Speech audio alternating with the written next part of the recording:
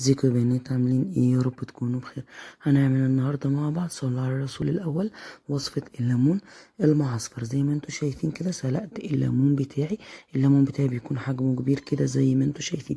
سلقته وبعد كده سبته يبرد تماما، وبعد كده هبدا ان انا احشيه معاكم. معايا هنا عصفر وحبه البركه وشويه من الشطه، وهتحطي عليهم بتاع 6 معالق كبار من الملح. وتبدأي تجيبي الليمون بتاعك وتقطعيه بالطريقة اللي انت عايزاها، ونبدأ نحشيه بالشكل دوت ونحطه في قلب الجردل بتاعنا. انت طبعا هتروحي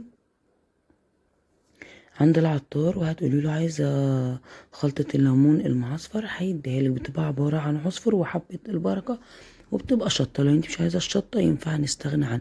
وبنفس المية اللي سلقت فيها غطيت بيها الليمون بتاعي، وفي نفس اليوم اللي هتسلقي فيه بيتاكل فيه عادي، لان احنا سالقينه فبيبقى تمام استوى. ده اسمه الليمون السريع اللي انت بتعمليه في نفس اليوم وتبدأي تاكليه منه.